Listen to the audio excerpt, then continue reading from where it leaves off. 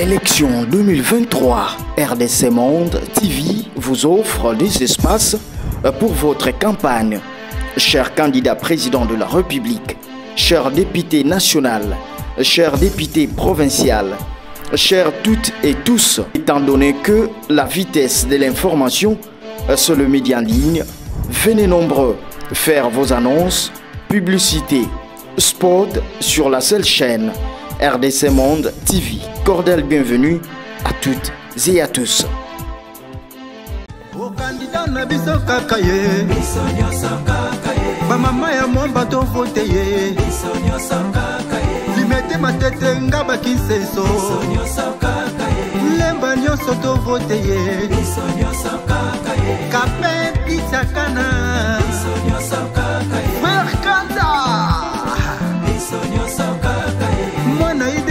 Tongo tongo numéro 494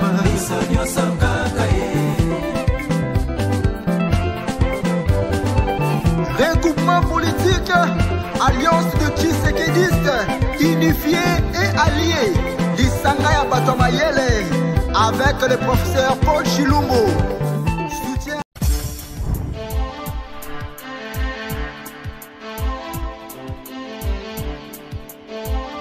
Que le candidat président numéro 20 est arrivé à Kisangani. Félix-Antoine Tshisekedi Tshilombo a été porté en triomphe lors de son meeting à la place de la poste bondée des militants des partis politiques et sympathisants. Il est resté à l'écoute de ses électeurs de Kisangani et a répondu à leurs différentes préoccupations. Reportage.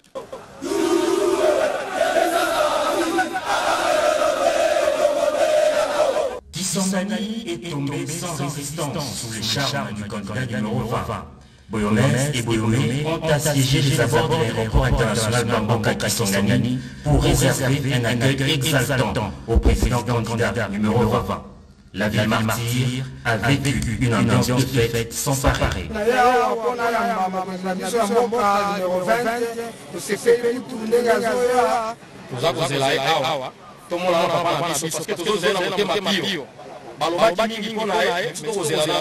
Arrivé en fin d'après-midi par l'aéroport international Bamboka Kisangani, le chef de l'État Félix Tshisekedi en compagnie de la distinguée première dame Denise Nyakero Tshisekedi a été chaleureusement accueilli au pied de l'avion par les différentes autorités et représentants des forces vives de la province.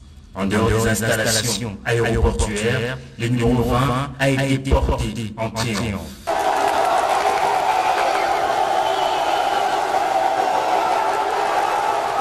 Une marée humaine l'a accompagné tout au long d'un parcours d'environ 2 heures de procession. Chants, danses et slogans en l'honneur du numéro 20 ont marqué ces moments historiques. Noyé dans la foule, ce n'est que dans la soirée que le candidat président a atteint la place de la poste sous les vivas du public. Grande était la joie pour cette multitude de gens amassés dans cet espace depuis les premières heures de la journée. Dans sa prise de parole, le président Félix-Antoine Tshisekedi s'est dit très ému par l'accueil. Dans cette forte ambiance, le meeting s'est immédiatement transformé en tribune d'expression populaire.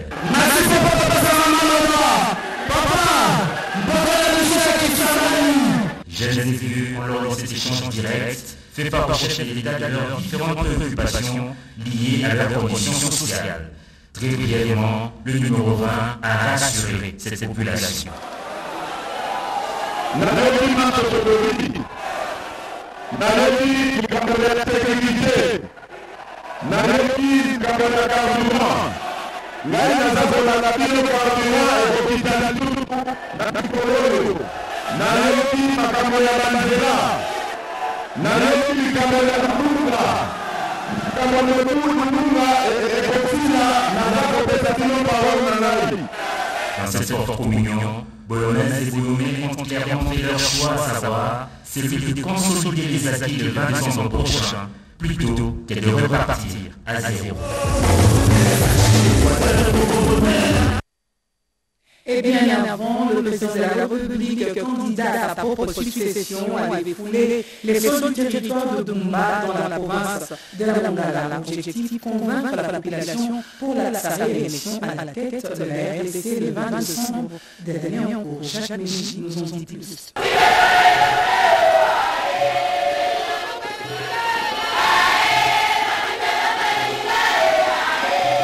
Dans le territoire des Boumba, province de la Longala, le rendez-vous du meeting du président de la République, Félix-Antoine Tshisekedi Tshilombo, candidat à sa propre succession, était au stade Père Carlos, plein comme un œuf. Slogan, chant, danse, la population en liesse a eu à promettre au candidat numéro 1 un second mandat. Dans son monde de circonstances, le ticket de l'Union sacrée est revenu sur ses réalisations, notamment la couverture santé universelle, avec la gratuité de la maternité, la gratuité de l'enseignement au niveau primaire, le programme de développement local de 145 territoires, ainsi que la problématique de débit des travaux dans cette province. Le candidat numéro 1 a demandé un second mandat pour parachever ses projets en cours. Boumba est le fier de plusieurs tenants de l'Union sacrée, dont le vice-premier ministre et ministre de la fonction publique, Jean-Pierre Liaou, qui tient à obtenir une majorité écrasante en faveur de son candidat président numéro 20 du 20 décembre prochain, Félix-Antoine Tshisekedi Tshilombo.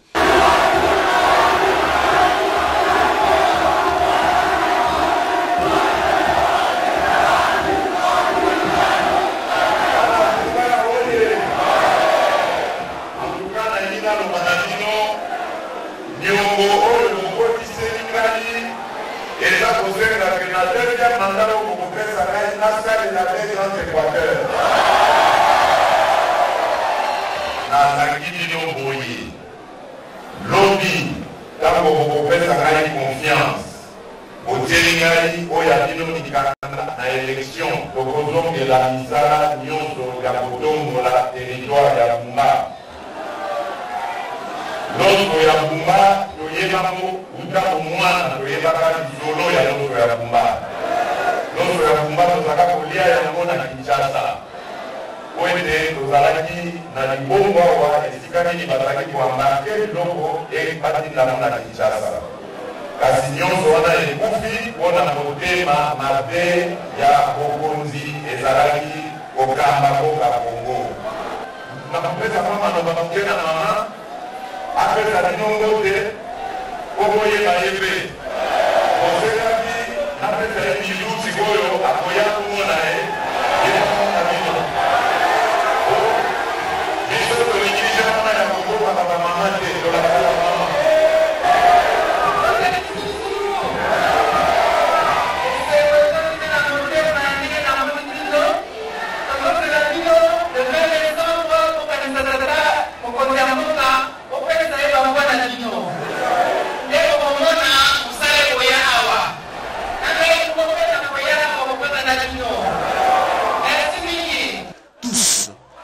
été au pied de l'avion pour accueillir leur choix de prédilection au scrutin de cette année 2023.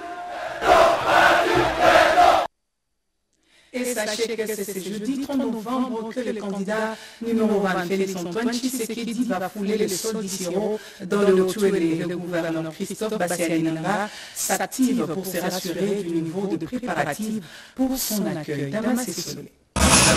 Ce mercredi 29 novembre 2023, la ville d'Isiro, capitale provinciale du Haut-Uélé, en effervescence inhabituelle. Et pour cause, la confirmation par le gouverneur Christophe Bassianinanga de l'arrivée de son maître, Félix-Antoine Tshisekedi Tshilombo, président de la République, chef de l'État et candidat numéro 20 à sa propre succession le 20 décembre prochain. Arrivée prévue pour ce jeudi 30 novembre 2023. Des séances et des journées politiques de mobilisation générale sont à leur comble par lui-même, mais aussi par ses acolytes. Carton plein, c'est la surprise agréable que réserve Christophe Bassianinanga à son champion, affectueusement appelé Fachi Béton, non seulement lors de son accueil, mais aussi au rendez-vous du 20 décembre où Isiro, à l'instar d'autres coins de son entité, le votera sans concurrent. Ouais, c'est vraiment pour nous d'organiser déjà les choses pour que nous accueillons notre candidat, ticket gagnant.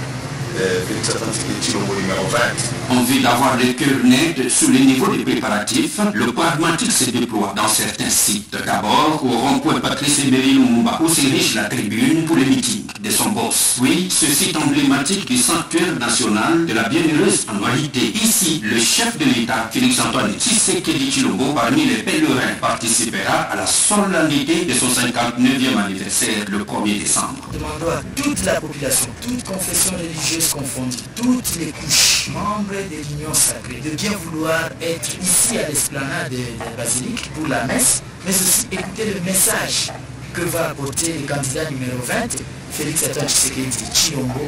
Et nous pensons que d'ici là, le site là où on va célébrer la solennité de la bienheureuse annualité du 59e anniversaire, ça se passera très bien pour accueillir tous les hôtes, particulièrement notre grand hôte, le président de la République.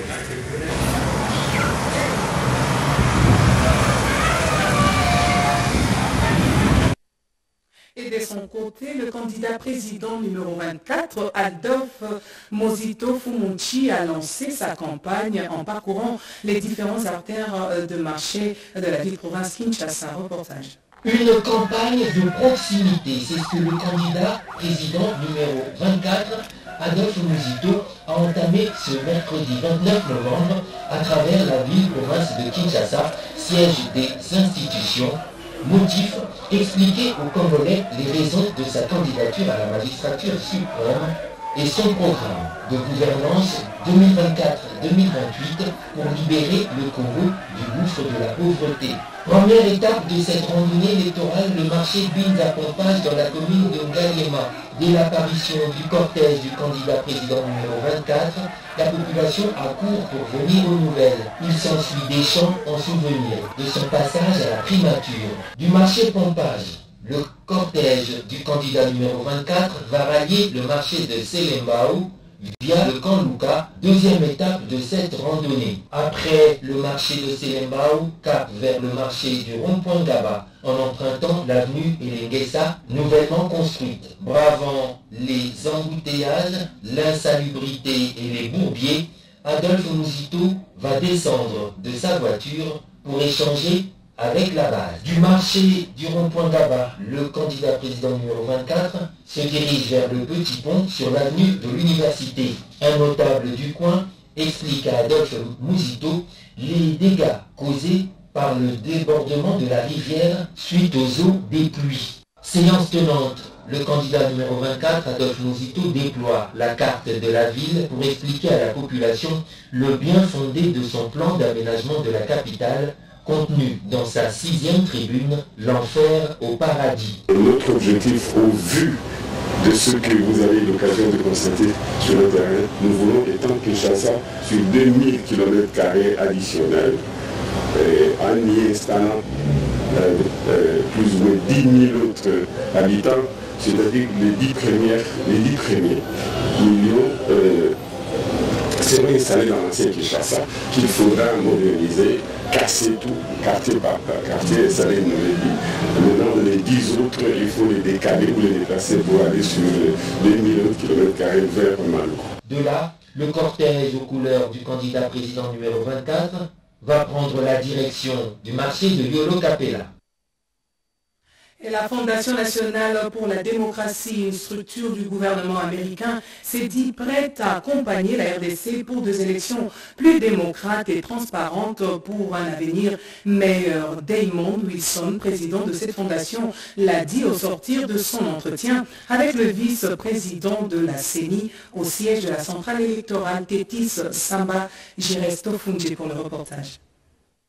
Le premier vice-président de la Commission électorale nationale indépendante, Bienvenue Ilanga Limbo, accompagné du deuxième vice-président, Didi Manalinga, a échangé avec Damon Wilson, président de la Fondation nationale pour la démocratie. À l'issue de ces échanges, l'hôte de la centrale électorale en a fait la restitution.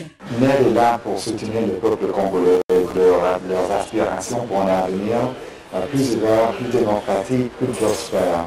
Nous étions là au pays RDC pour 32 ans.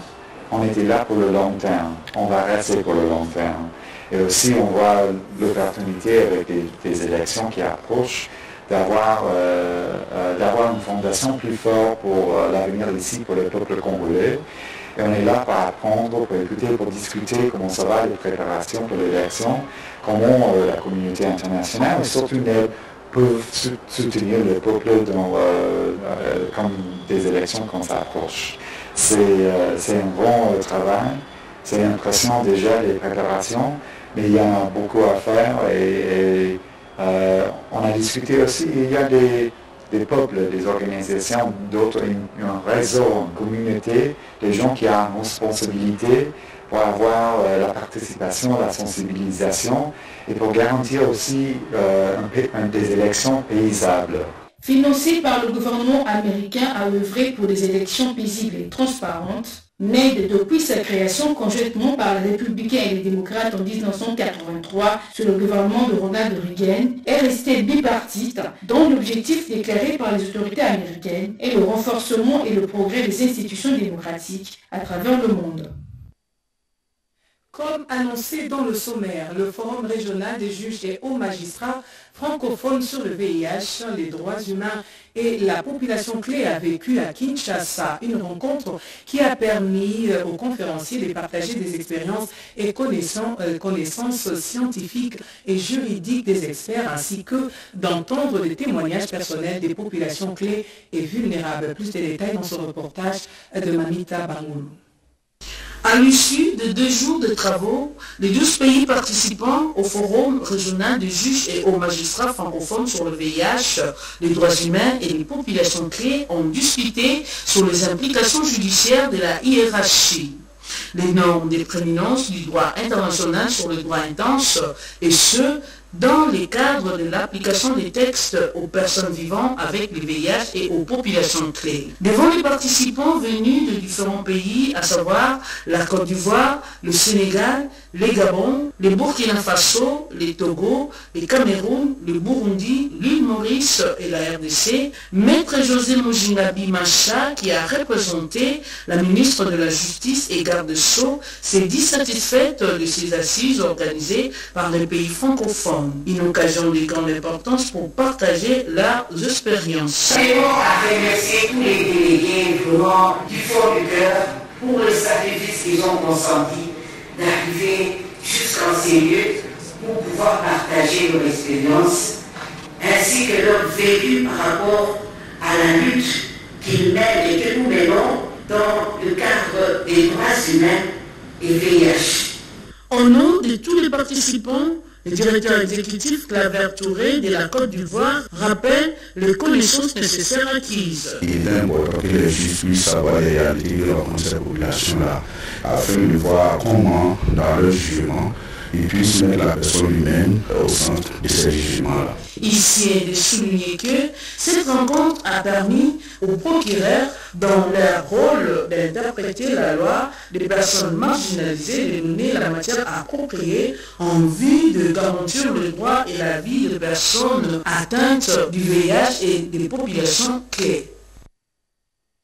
Restons toujours dans ce chapitre. La ministre de la Justice, Rose Mutombo, a remis au secrétariat général de son administration des bus de 60 places chacun pour le transport du personnel. Lady Chala pour le commentaire.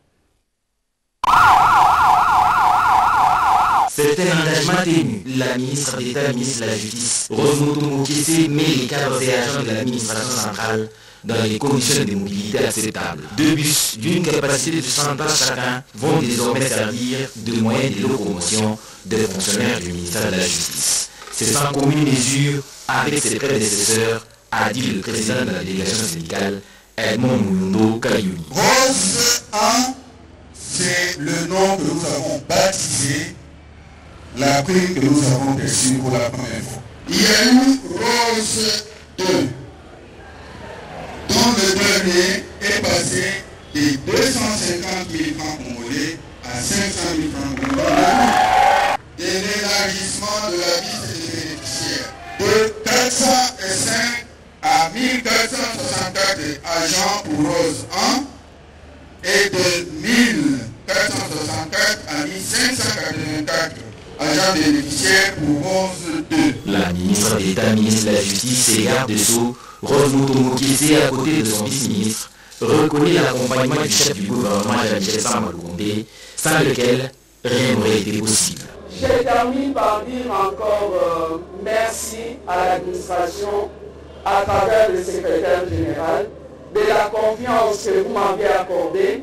Et aujourd'hui, cette promesse que j'avais faite s'est réalisée. Et surtout que c'est à la veille des élections. J'espère que ce bilan qui est le mien, vous allez le porter aussi auprès de celui qui m'a mis à la tête de ce ministère. Une matérialisation de la vision du président de la République, Félix-Antoine Tshisekedi, le peuple d'abord. Il appartient désormais au secrétaire général de la justice de bien prendre soin de cette dotation. Rose Moukese a également révélé avoir acquis près de 100 hectares pour la construction des maisons carcérales dans la commune de Maluku à Kinshasa.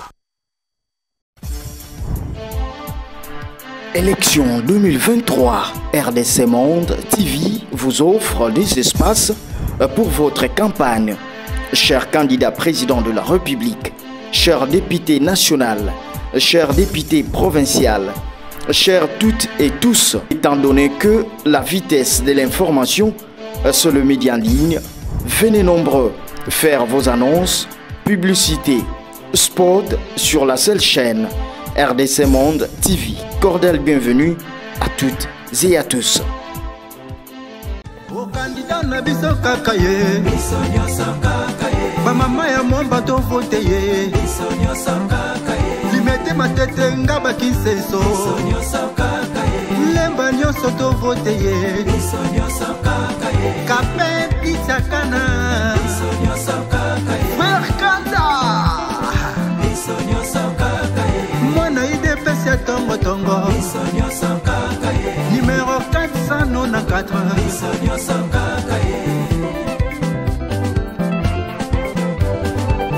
regroupement politique alliance de Tshisekidistes unifiés et alliés Lisanga ya Bato Mayele avec le professeur Paul Chilombo.